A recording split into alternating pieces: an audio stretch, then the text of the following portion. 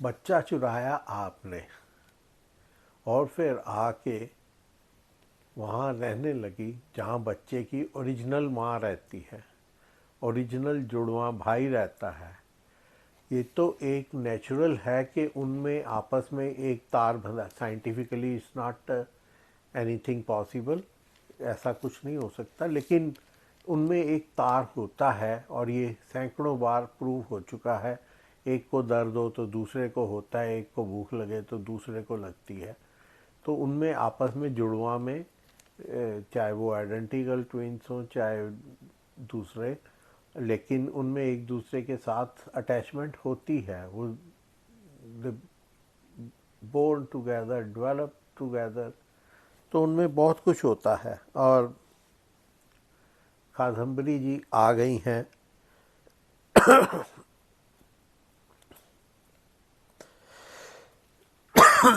आ गई हैं बापोद्रा चाल में रहने के लिए, चाहे मजबूरी में आना पड़ा चाहे कैसे भी। अब उनकी हालत पतली है, उनको अपनी पोल खुल जाने का डर सता रहा है। और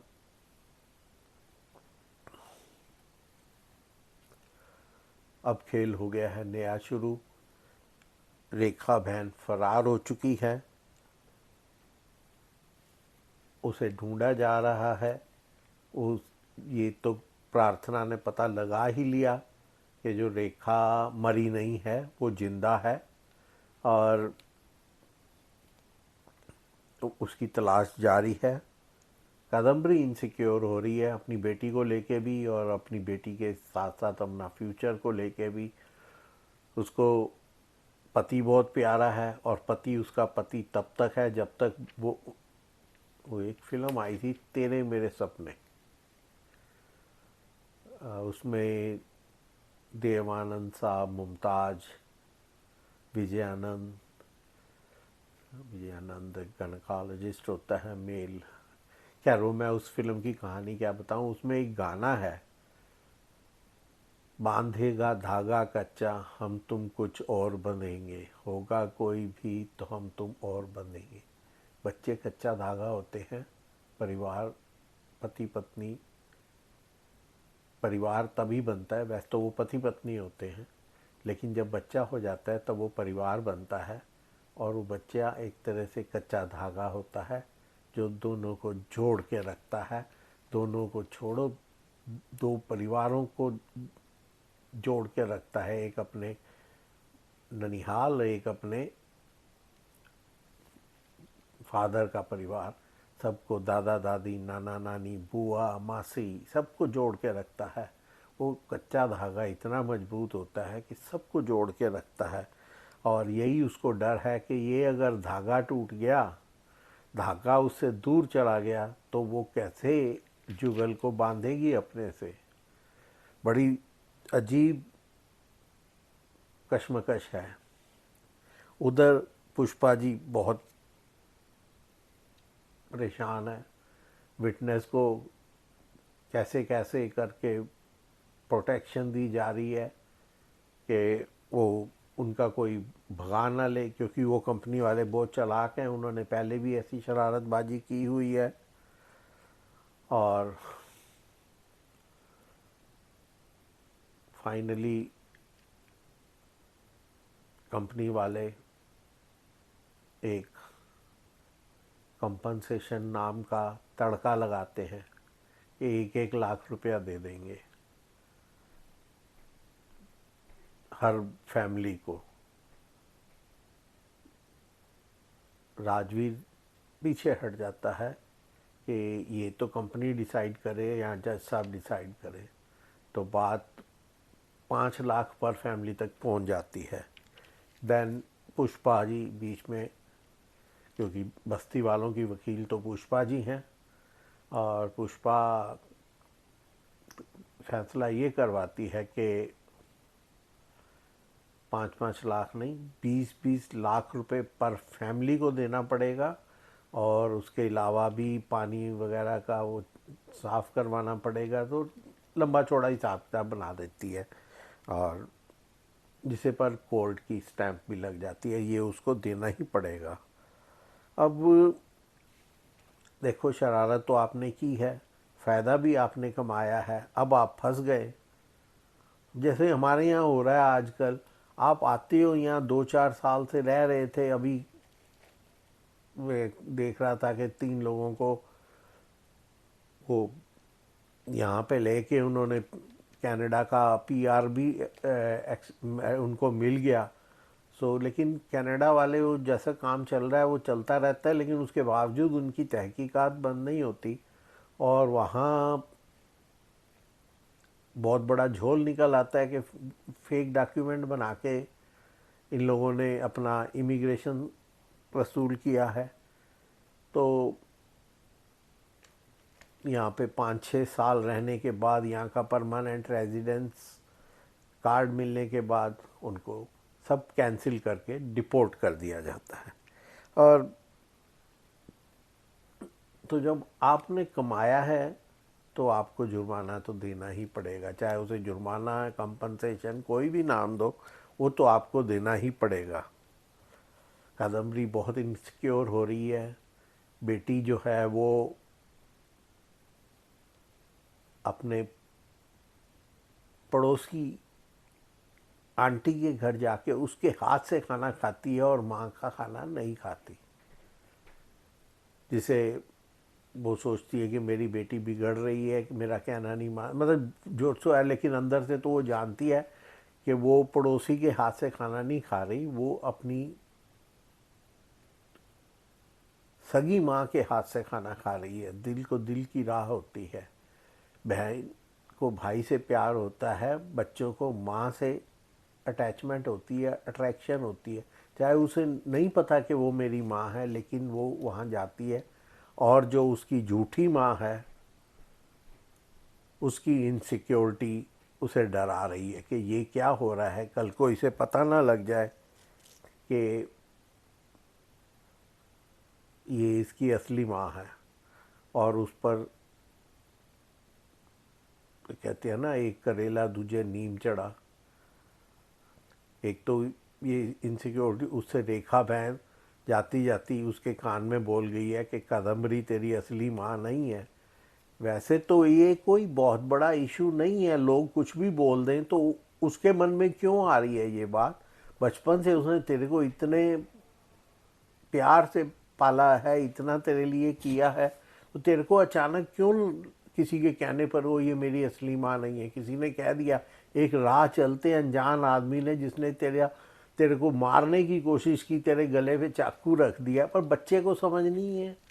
और ये बात थोड़ी समझ से परे है कि उसने, रेखा ने उसको बोल दिया, और वो अब इस बात का उसके मन में एक द्वंद्व चल रहा है। जब उसके बाप ने कह दिया कि तेरी माँ है और तेरा सारा कुछ, सारी दुनिया उसको बता रही है, क्योंकि सिवाय रेखा के और किसी को नहीं पता कि कादम्बरी उसकी माँ नहीं है। और अब रेखा को सबक सिखाने के लिए किसी लक्ष्मण को लिया जाता है, और लक्ष्मण जी फरार हैं, उनके स्केच बनवाए जाते हैं और उनका उनकी चारों तरफ तलाश जारी है, पोस्टर लगे हुए हैं। और भाई सबसे अच्छी जो इस शो की इस टाइम बात चल रही है वो है Kadambari. I am very much impress, मतलब कादम्बरी से इम्प्रेस नहीं हूँ मैं, उस लड़की से इम्प्रेस हूँ जो कादम्बरी का रोल निभा रही है, बृंदा त्रिवेदी। कितनी ज़बरदस्त उसने एक्टिंग की है एक गुंडी की, और कितने अच्छे से निभाया है। मतलब देखो, हीरो बनना, मैं दुनिया को बता दूं मैं वो हीरो तो हूँ, अब बड़ा अच्छा जी जैसे भी है, तो वो सब चलता है, लेकिन जब बात आती है कि नेगेटिव काम करने की, और बुरे से बुरा, और उसमें भी वो खुशी से कर रही है और बड़ा अच्छा कर रही है, ये उसकी जितनी तारीफ़ की जाए कम है। बृंदा त्रिवेदी बहुत अच्छी एक्टर है, बहुत अच्छी एक्टर है। तो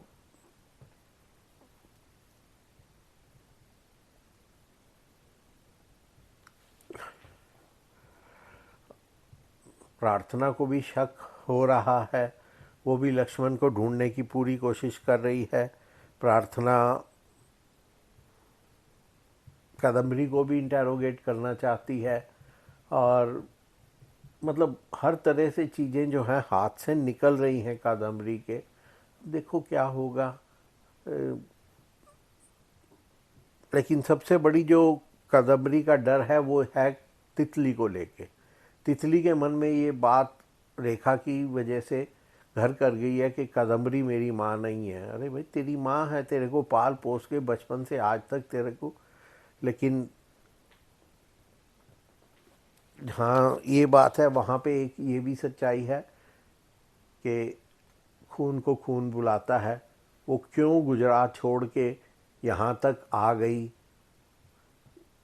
एक बस फ़ोन पे भाई बहन की बात हुई और वो अपना बॉम्बे चली आई, सारा कुछ अपना माँ बाप को भूल के। वो माँ बाप, तब तो उसको नहीं किसी ने बताया हुआ था ना कि ये तेरी माँ नहीं है, लेकिन वो सारा लेके सामान और अपना आ गई। दूसरा, भगवान ने भी एक अच्छा कमाल किया कि दोनों बहन भाइयों को एक ही टाइम पे किडनैप करवा के एक ही जगह बंद कर दिया गया, और एक दूसरे को मिलके आपस में आप एक दूसरे को बचाते हैं, अपने आप को बचाते हैं। तो मामला तो सीरियस है ही है। लेकिन अगेन, जो प्रार्थना है अच्छी है, लेकिन जो पहले वाली प्रार्थना थी वो ज़्यादा अच्छी थी। वो ज़्यादा अच्छा रोल करती थी। लेकिन अब इसको एसपी दिखाने के लिए थोड़ा हाइट वाइट और बिग साइज दिखाया गया है, ताकि ये इसे बड़ा दिखाया जा सके पुलिस वाले के हिसाब से। लेकिन she was more pretty and she was doing, उसकी एक्टिंग भी बहुत अच्छी होती थी। चलो, जैसा भी होता है, शायद उसे कोई और रोल मिल गया होगा। तो इस टाइम सब दोस्तों, मैं आगे बढ़ूं, मैं भूल जाता हूं। मेरे चैनल को लाइक करें, सब्सक्राइब करें, शेयर करें, और हो सके तो कमेंट भी करें। आपका थोड़ा सा एफर्ट हमारे को बहुत इनकरेज करता है काम करने के लिए। तो एक सेकंड लगता है उसको। आप अगर सब्सक्राइब नहीं किया तो सब्सक्राइब करें, और लाइक करें, कमेंट करें, बताएं कुछ इसके अलावा भी बताएं कमेंट करके कि आप हमारे में क्या कमी है, या आप हमसे क्या और देखना चाहते हैं, क्या और सुनना चाहते हैं। हमें अच्छा लगेगा आपके बातों का जवाब देते हुए, आपके डायरेक्शन मानते हुए।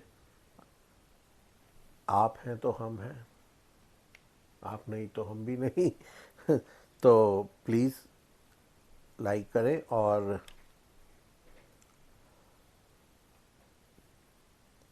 पुष्पा एक अच्छा शो है, पुष्पा इम्पॉसिबल। और हाँ, थोड़ी सी अति कई बातों में होती है, तो शो चलाना है तो ये सब करना पड़ता है। इससे इन डिस्करेज नहीं होना चाहिए। यहाँ लगता है कई बार पुष्पा जो है वो बिना बात चीज़ों को बढ़ा रही है, लेकिन ये सब तो फिर ये कोई रियल तो है नहीं, कहानी है। कहानी में तो बहुत कुछ लिखा पढ़ा सुना जाता है। जैसे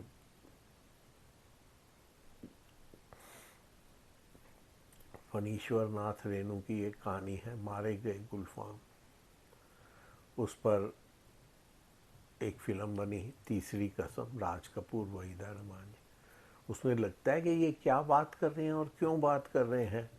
एक एक वो टॉप की आर्टिस्ट है, और ये मामूली गाड़ीवान। और लेकिन कहानियाँ तो कहानियाँ होती हैं, हकीकत नहीं होती। वो फिल्म भी बहुत हिट हुई थी, शैलेंद्र जी ने बनाई थी। और ऐसे ही इसकी पुष्पा में बोले, कई बातें लगती हैं आती है, ऐसे कैसे कोई कर सकता है कोई ऐसा। लेकिन अगर आप ध्यान से देखो तो बहुत सारी चीज़ें ऐसी हैं कि हम लगता है कि ऐसे कैसे कोई कर सकता है, लेकिन वो दो तीन चीज़ें मिलके एक चीज़ बनती हैं। लेकिन असल ज़िंदगी में भी ऐसा कहीं ना कहीं हो रहा होता है, और होता है। वो अलग बात है कि राइटर जो है, उसका कलाकार दिमाग, वो इधर उधर की कई चीज़ें अपने दिमाग से तो वो खैर कुछ करता ही है, लेकिन बहुत सारी बातें जब आदमी सोचो तो उसने पता नहीं अखबारें पढ़ी हैं, क्या क्या कर रहा है। एक शो लिखने के लिए भी उसको भी बहुत सामान इकट्ठा करना पड़ता है। उसको देखते हैं बिहार में किसी ने ऐसे किया, केरला में किसी ने ऐसे किया, और उन सारी बातों को मिला के एक अपनी कहानी जड़ देता है। तो ऐसा नहीं है कि ऐसा कुछ नहीं हो सकता, कोई अति नहीं हो रही कहीं भी। तो प्लीज़ पुष्पा देखते रहें, बहुत अच्छा शो है, सच्ची टीआरपी आ रही है। और मेरे को इजाज़त दें, फिर अगले हफ्ते इसके बारे में बात करेंगे। नमस्कार।